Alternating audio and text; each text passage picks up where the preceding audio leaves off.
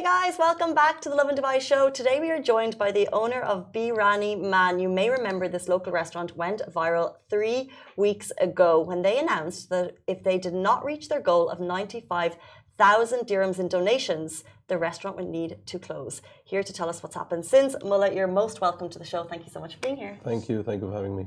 Happy to have you. Thank you. So first of all, I want to ask about like the restaurant. What is the cuisine and what do you offer? So typically the cuisine is from Bangladesh and India, but I've been living here all my life. So there's a lot of influence from different types of Indian and Bangladeshi cuisine. Of course, it is what it is, but then your experience does influence the fusion. So it has a little bit of touch of uniqueness, you know. And me and my wife, we are chefs. So typically how it's cooked is the same way how, you know, our parents are doing it, our grandparents are doing it. So it has a very authentic, very clean touch to the cuisine. Can you go right back to the beginning of the story of Biryani Man and how it started? Yeah, so this started December 2022. And I think we were running a small cloud kitchen from Motor City for a few months. We were trying to test out how does our product work. 6-7 months down the line, we saw, okay, it does have some potential. Let's start looking into a place where we can do a little bit of dine-in, a little bit of takeaway. A few months down the line, we got that spot. We checked, of course, a lot of spots, but that fitted our budget / convenience and everything. Once we started it, of course, we did our calculations, and there were some fixed expenses, of course, which is your rents, your salaries, accommodation, food for the staff, transport, everything. That was coming around close to 42,000 per month fixed costs. In 2022? Yes, and still is. That's pretty much the amount. Okay. So in order to reach that number, sales of worth close to 100,000 a month is required, just so that, because our selling prices were not very, our costs were pretty high, and we didn't want to price it higher. We wanted to price a little lower, so let the people come in and try the food out to begin with. So we were like, okay, I think that's a doable number. We did the estimation, did a little bit of research and saw the footfall, but you know, there's so much we can do, right? End of the day. So we started off. From then on, all the way till that video, there was always a progress, but a slow progress, but the progress was always there. In a restaurant line and looking at all the restaurants around us, we spoke to many restaurant owners, and of course, they told us honestly, 2 to 3 years is a very basic number, and you need to have in mind, and you have to have funds in order to reach there, because your restaurant business is on repeat customers. So your product needs to be good, but keep in mind, if there's 600,000 people who tried your food, there'll be maybe 100 people who'll come daily. So you can't expect everyone to be there. So be patient. If your product's good, make sure the customer service is good. Go long, you'll be there. That's okay. So I need to have funds for 2 to 3 years. For some personal reasons, let's just say that, my funds for year 2 cut a little short. So we tried to push through from January 2024 as much as we can, until a point where we saw, okay, so staffs might not get paid, rents might be delayed. I don't think that's a nice thing. We'll try our best one more time. Tried asking for some loans and stuff. We're saying it's getting delayed. And the worst thing is you don't want to see your employees not have their pay on time. Other things are on you, it's fine. But end of the day, they send money back home to their families. That will kill me to see that way. So I said, you know what, we'll close it down. Just at that point when I was closing it down, the news got out to one of my friends, and he's like, hey, you know, why are you closing down? So I explained him the obvious reasons. He's like, all right, why don't you just, let people know online, this is the situation. I said, hey, I don't need donations. I don't need handouts. I don't need all of that. If that's what your aim is, I'll say it and I'm closing. That's it. He's like, it's fine. For me, I was okay with that post because deep down, I always wanted to start creating content in the light of how to own a restaurant and the challenges. So if somebody sees all these videos, they might be aware of the mistakes I've gone through. I might help 1 or 2 people. That was my intent when I started making the videos. So I was like, okay, in that case, if I'm going to educate, I'm okay with that. But make sure you know this is not for donation, this is for nothing like that. Video was done, we're like, went back to sleep. In the morning, my wife's in the kitchen and she's like, hey, where are you? I'm like, I'm coming. She's like, the phone's going off, the delivery is going off, the aggregators are going off. I'm like, why? What happened? He's like, I don't know. So I just checked my mobile. And I see all these messages and all the pings and everything. And he's like, get to the restaurant now. So, first of all, me and my wife were so overwhelmed with the love of Dubai and the people. I got blown away. And the trust in the city just quadrupled for me. And I was like, I could not believe it. The people of Dubai, they can be so supportive. There were people coming in who dined in and they're giving donations. And I said, no, if you want to invest, I'm here to talk. This is not donations. I'm going to close down anyways. How that helped was, yes, it did get a lot of sales. It did not break even, and that's fine. But the word got out. People tried our food. That was something me and my wife really, liked the part that they're getting to try the food now. Definitely, if we could have gone more further, because sales did improve, of course. Now I need to stretch this a little longer, try to make sure I can pay all my bills and the monthly expenses, and it's showing progress. Right. So that video that went live, you said you needed 95K per month, and you're going to close sales per month, and you're going to close in 10 days. So it's that went live in June 2. So we're a couple of weeks later. Yeah. So where are you sitting now? Okay, so when that happened and when all the sales happened and the guys are coming in, me and my wife decided we can't close it down for one main reason. People are coming in. We have to somehow keep it open for them to keep coming and trying. Of course, I spoke to the landlords, but there was no clear answer. We said, all right, so one more month we can, or say 20 more days, we'll push it through. So we did that. In the meanwhile, a lot of investors came through. Right? And a lot of people showed interest in how they can help the business. Wow. Nothing formalized yet. Everything's still on the table, but I still have to pay my rents. So I decided, okay, I told the staff 10 days, the end of the month, that's it. We're going to close and we'll see what happens. Just when I made that decision, there were some guys who messaged me back saying, hey, I have a kitchen. If you want, till the time you get back to the next step or stand on your feet, you could use this, just for delivery purposes and everything. I said, okay. They did show me the place. It's in Dubai Silicon Oasis. Interesting. Hopefully, that's what's the next step. They said 3 months, you don't have to pay me rents. After that, we can do revenue share. One door closes, another opens. Yeah, that was very nice of him. That is actually very nice. Would you consider yourself that you got lucky? Or was this as well, I would say, Dubai's effort, hard work, and all of them combined together? Definitely all of them combined. It's not just me. If it wasn't for the people, how they spread the word, showed love, it was not possible. It's impossible. It's purely because of them. But what are your hopes? Did you expect that to actually happen? Not at all. Okay. Not one bit. So I've been in the city all my life. I've seen a lot of things happen with a lot of people. I'm that person, you do a scratch card, you never win. So I was like, yeah, whatever, so it happened. So it was my number, I guess. I don't know. So it was an overwhelming feeling. That's amazing. It's amazing the support of the community. We ordered lunch that day. Yeah. Yes, you did. And we were open. For me, I get lunch in here. I don't think about places that are not location-wise close by. Of course. It was amazing. Thank you so much. It was really lovely. What's your favorite thing on the menu?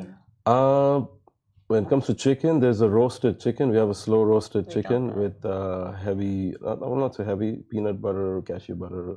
So it's kind of heavy. And the second to that is our weekend special. It's mutton biryani, but we call it kachi back at home. The reason we call that is because the meat's marinated and it's raw while the rice is on top. But it's all about timing and making sure everything cooks perfectly. So it's the ingredients are not moved around. So and it's temperature controlled. So it's not overcooked and you still have the flavors, and it's kind of very fresh feeling when you eat it. Sounds delish. Yeah. Like my mouth is watering. On the day that we ordered, that was the first day. We had posted it. We'd actually talked about it on the show this morning, and it got on the Chris Fade show. And it took a few hours extra. The team were so lovely on the WhatsApp. They were giving me, but like, what was it like in the kitchen that day? It was mayhem. There was calls all over the place. I had to call some of my friends to come take the phone or do something, handle the crowd outside. People were very supportive and patient. Some of them in the day one after the Chris Fed show, we could not serve food, but we did take their numbers and we did call them back. We made sure we deliver food to them the next day. So we did do that. I mean, honestly, like that, like you telling your story just like shows like how much you struggled, and then it like bloomed after that. So I want to ask, what sentiment does your restaurant hold on to you? Because of course, you know, like I think maybe like you said that, you know, your restaurant is an infusion of different cultures and different cuisines. So what sentiment does it hold on to you? So if you remember 2020, there was a lockdown and everyone was at home, and I think everybody became chefs those days. So for me, cooking is plays a major role in healing, let's just say that. And dum biryani was something, it's not that easy to make. Because everything is raw, you don't know what's happening, you close it, and you have to make sure everything turns out right in a specific time frame. So of course, it'll not happen in one try. So I kept trying, I would say every day 13 to 15 pots. And of course, I'm not going to eat the rest. So I started, you know, distributing to the community every day. And I'm like, what's this guy doing? My son started calling me Biryani Man, just because I was making biryani every day. And so it comes back to your question when you say, what sentiment does it hold? So my son has an input to it. My wife has a major input to it. My daughter has an input to the desserts. So everybody has something to contribute to the business, and everyone has their own way of putting their dishes right there. And they've seen me do this from the house, right? So yes, my sentiment is maybe this branch is closing down for whatever reason, but Biryani Man is not going to close down. Of course, I'll make sure I fight give my best fight to make sure it's supposed to be where it's supposed to reach. You know, so everyone's in it. I got to do it for them if it's not for me now. You know. That's really lovely. That's great to hear. Also, food is like an emotion. It's a hug. It is. It is. However, apparently in Dubai we have more restaurants per capita than New York, and our population is a lot smaller. Do you think there are many restaurants in your position? Yes, there are few. If you say cuisine-wise, there's a lot, but in the terms of quality and style of cooking, there's very few. I would say maybe 7 or 10. Certain 5-star hotels have those chefs, so you will find that style of cooking over there. But in what I've seen from my experience around Dubai, most restaurants don't cook like us, don't follow that same method and quality what we do. But yes, it's a very challenging market. And the only time I can say it's still a product and you still have to, do your pitch and you have to sell just food. As soon as somebody tries the food, I do believe, because we have almost 90% plus return customers. So as soon as they try the food, okay, I know he's going to come back. So initially I didn't have that faith. But when after a year and a half, and I saw the same faces, because you cook every day and you eat that and you serve that, so you kind of lose sight of, it's difficult to reset the taste buds and try it again. So you kind of be like, maybe something's wrong or something. But when you see the customers come in and they give their feedback and they give the reviews, you're like, okay, so it's fine. I'm doing the right thing. Apart from maintaining QC in the kitchen, end of the day, you still want to see when the customer walks out, how does he look? Is he smiling? Is he okay? So you keep a watch out for that. If he's okay, you're like, okay, job's done, Yeah. So a lot of restaurants, when they first open in Dubai, they do get a lot of hype, and then the hype can either fade away or stay. Do you think your restaurant got the hype at the beginning? And if not, do you think after, you got the, I would say, attention, do you think that that's going to fade away? I think everything fades away more or less. I definitely believe that. I mean, even if you go for a show, or anything spikes. What I do also understand, hype is one thing. Maybe the people came through, because of the hype. But if my product's not good, no one's going to speak to each other. No one's going to. So word of mouth is something I believe is much stronger in the food industry. No matter how good your advertisement is, no matter how good you can get out there, but end of the day, if they don't like the food or the customer service, I would say customer service is 70%. Food, in my opinion, is 80%. I do believe that because there were restaurants when I went through, amazing hype. Everything was like to the notch. I was not, let's say, served in a manner I would like. I did not visit those restaurants. I did takeaway. So food is good, but that's not the only part of the business. It is customer service. It is your quality and maintaining that throughout the years, which is very hard, but that's important. So yes, it might. I think it did. I posted online about the sales, but what I saw is it's coming back up again.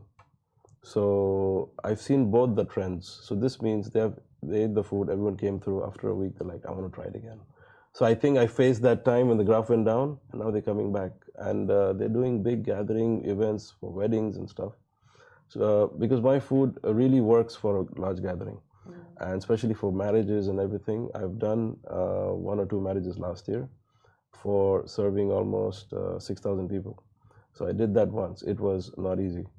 So those type, I will not say that number, but 50 people, 100 people, orders like that is started to show up, especially a few on Eid, but then after Eid. Yeah. I think what we saw through your story was just the overwhelming supportive community and what it can do.